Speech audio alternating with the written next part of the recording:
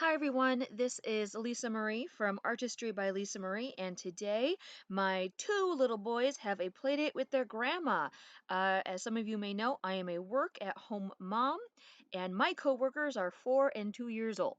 And today, just fair warning, might hear some rambunctious play in the background. They're really excited. Their grandma's here playing with them today.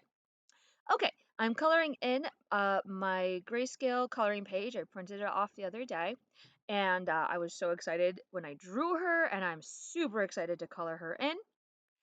Starting off, I'm using my Ohuhu markers for the underpainting. And what I'm doing right now is I'm blocking out the shadows and creating kind of a base layer of color. Often I refer to this as my base painting, the underpainting. It's really warm. I love these warm colors for this particular skin tone. This will help make all of the colors I put on top of the markers look warm and rich as well. Um, Ohuhu markers, I really like them. They're pretty affordable. They're also very blendable, and you can still see the grayscale drawing underneath. You can see right now I'm, starting to blend some of the different colors together, some of the markers together. As I finish up this underpainting, you're gonna see that the grayscale drawing is still visible, so still a great guide. Here it is. I'm filling in all the rest of the space. And don't worry about trying to figure out what colors that I'm using. I'm going to write everything down for you in the video description so you'll know the exact colors that I'm using. And right there on the nose, that's a perfect example of how you can see the grayscale drawing still showing through. You still have this beautiful, realistic guide for all of your coloring. But the markers blend together very nicely for a smooth underpainting. And if you can hear, that's my 4-year-old shouting in the background. I use the same or similar colors in the skin, lips, and hair here. It's a very consistent color palette that I'm using for my underpainting. And visually, it sort of ties everything together. It's a very natural look when I use the same or similar colors throughout for a portrait, for an underpainting. But one difference is in the hair, I apply the underpainting, in this case, in as dots or stippling, some people call it. And that's to maintain this beautiful texture that I had drawn in her hair originally. I want the hair to look very textured, very thick. And if I applied the color in strokes like I did with the skin or the lips, that texture could very easily be lost. So instead, I'm blocking in my shadows, I'm blocking in my color with dots. It'll help keep the feel, that different textured feel that I want to have for her hair.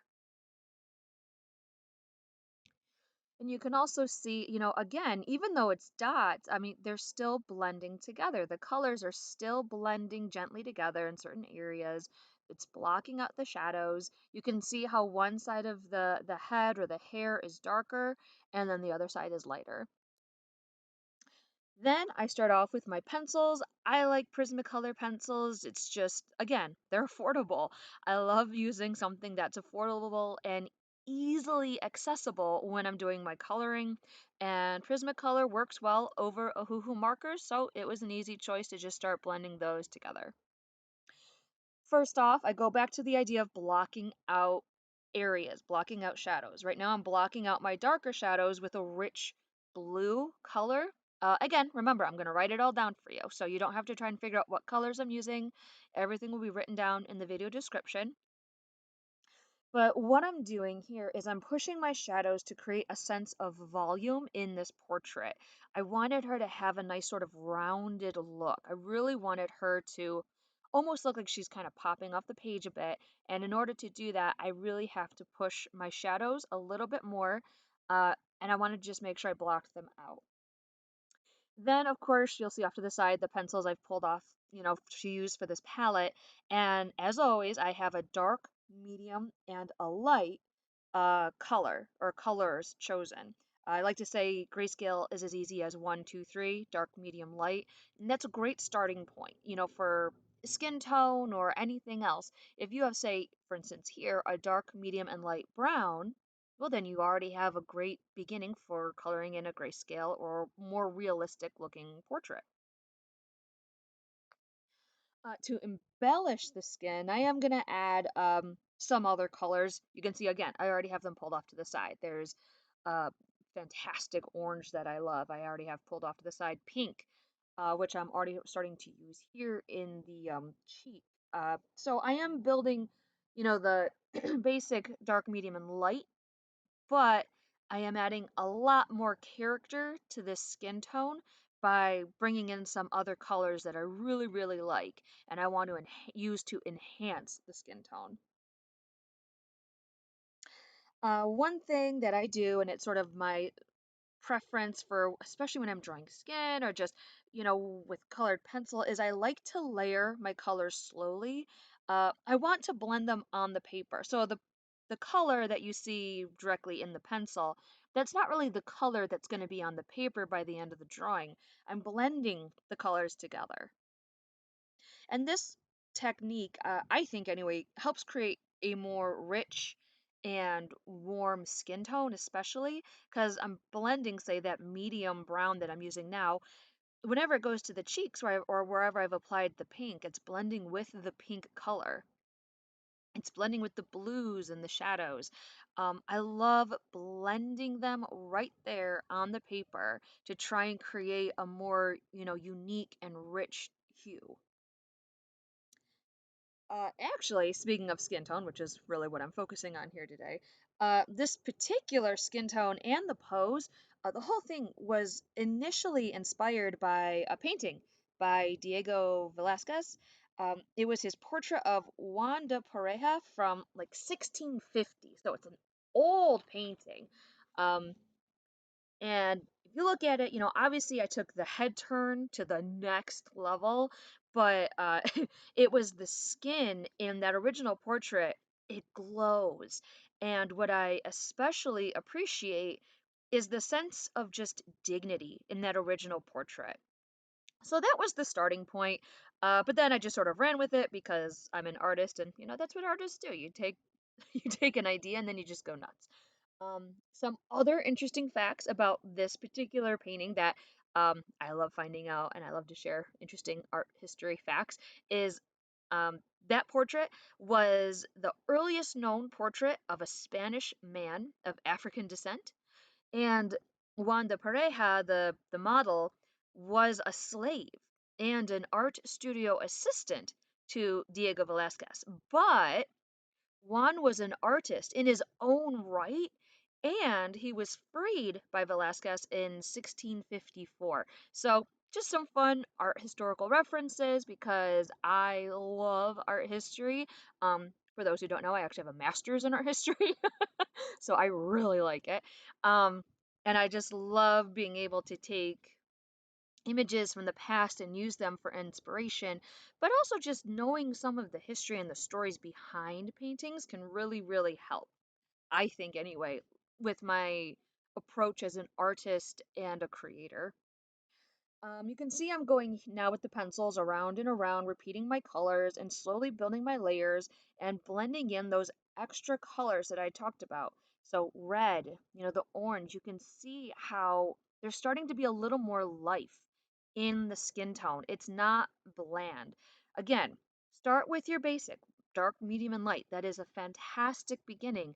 But if you really want to bring life into a skin tone, say you want to make it look like it's glowing a little bit, add some different colors in there too, depending on the skin tone, depending on the palette you've chosen. For me, I really am enjoying the use of the orange and the reds and the pinks here. And then, of course, I always go back to that dark blue because I'm just going to keep going back to push my shadows. Uh, gonna just say again, because people message me and I don't know if I don't. The colors are going to be all written down in the video description. Go look at the video description. I have everything written down for you. Also, the link to this printable coloring page is in the video description as well. So you can actually download and color this image yourself. You can color along with me if you want. That'd be fantastic. The paper that I'm using is actually from Ohuhu mixed media pad of paper. The pages are perforated, so it's super easy to tear them out and just print on it at home. And I was super excited to, use this paper as well with mixing all my media together.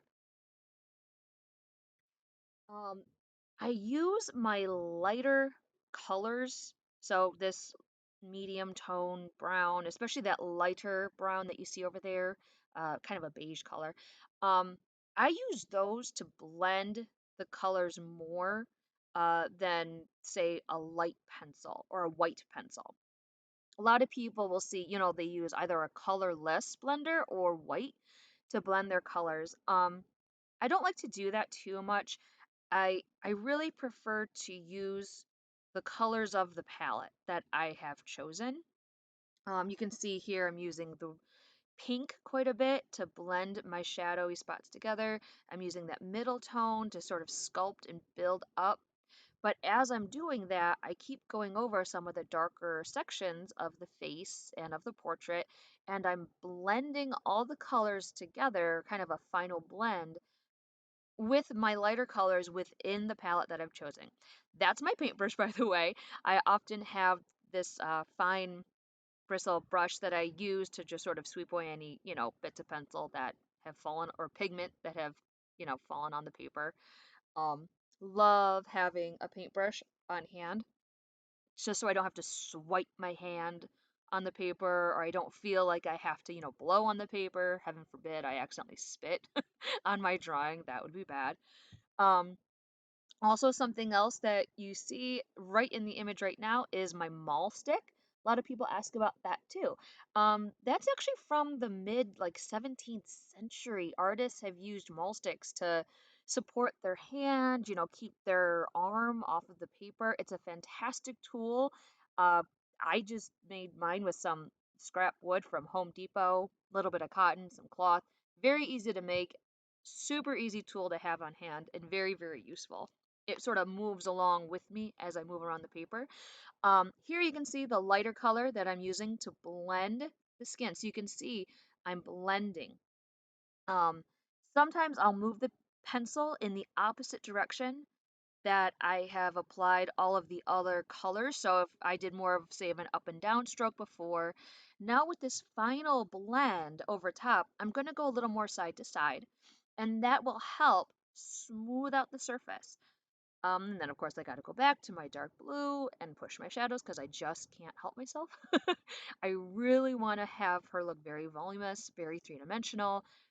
Really want her to pop off the paper, so I'm just going to keep going back to my shadows and pushing. But that's just me. And that's how I try to also create my rich tones. Um, I think the contrast between the super dark and the light helps create a sense of a rich tone and helps create a sense of realism and volume.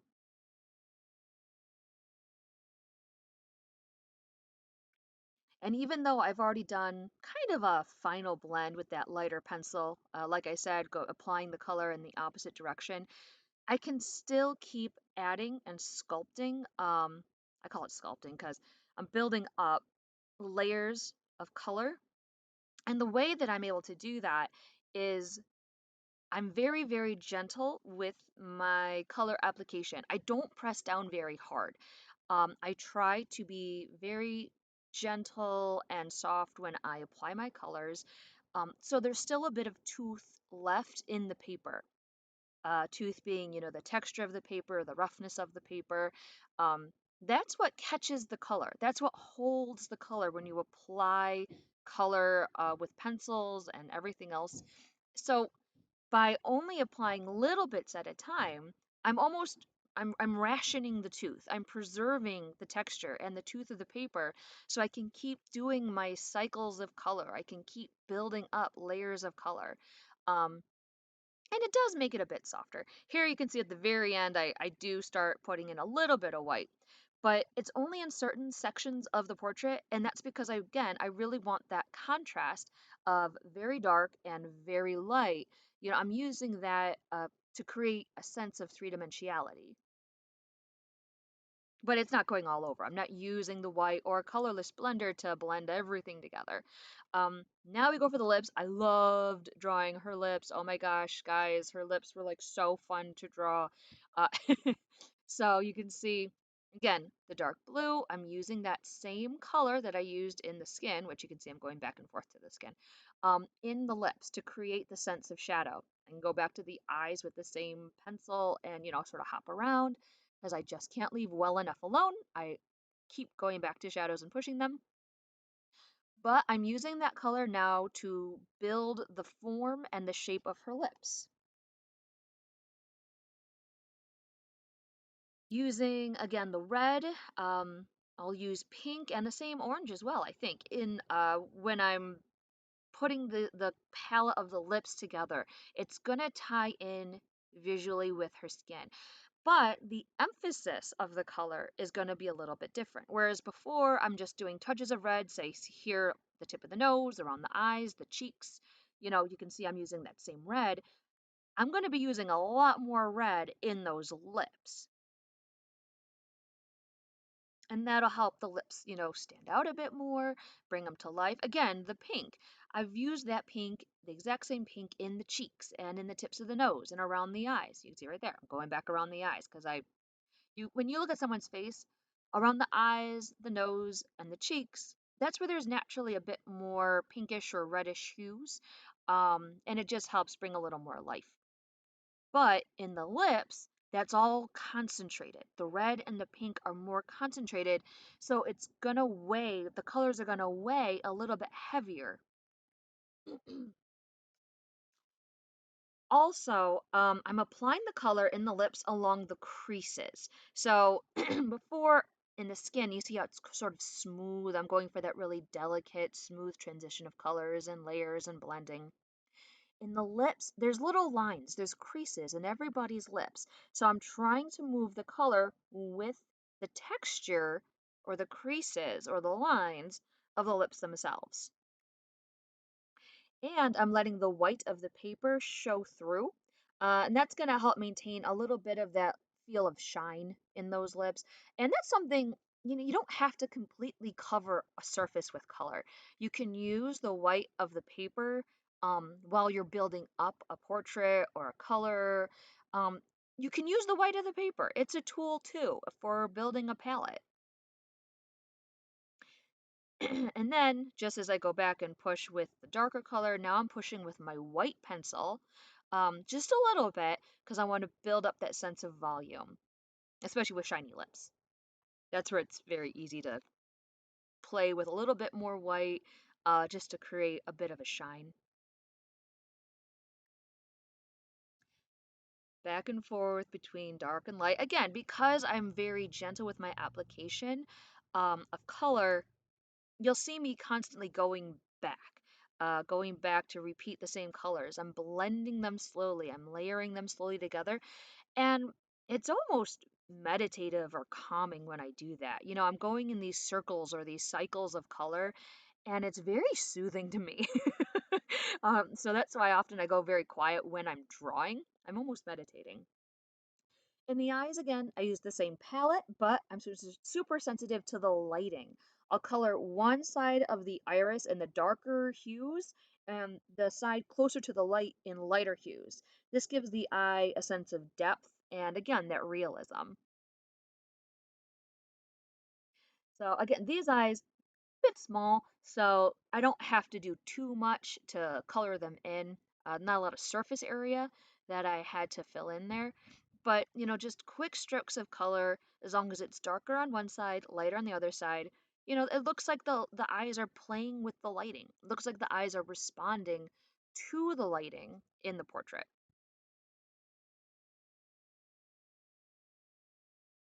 Moving my pencils around, which means I'm getting ready for the next thing. You can always tell when I'm moving my pencils around, I'm shifting to another part of a drawing or a portrait. Now I'm working more on the hair coloring, so I'm going to start building in the eyebrows. And in the second part of this coloring, so there's going to be two videos. The second video, you're going to see me do a bit more pushing shadows and everything in the portrait. But for now, this is what we have, and I'm moving on to the hair. Again, similar palette, but you can see the weight of the colors is a little bit different. Now I'm leaning more towards the darker blues, really the dark brown and a bit of the beige. Not so much with the reds and the pinks and the oranges. And a little bit different is now I'm applying the color in small circles or spirals, and that is to help keep that nice sense of texture. Remember, we built that up already with those dots or the stippling and the base painting, the underpainting. I'm still trying to keep that rich texture and color. Still layering and blending colors, building up shadows, consistent with the lighting. But again, everything is now applied with that circular gesture in the hair. And I really love that hair. I love the lips, I love the hair. I just had a lot of fun drawing her. And to really make it pop, I am going to add a bit of white paint from my paint marker in the very end. You're going to see that. Well, I'm going to go back in the lips and the eyes and do that. But mostly, it's going to be now just the pencil layers slowly going over. You can see the hairline. I go over the skin a bit. Hairlines aren't just straight lines. There's texture in that too. So I sort of scribble or do that circular gesture or small circles right over the skin to have her hair kind of blend in and softly, look like it's meshing and growing out of her head, which is naturally what hair does.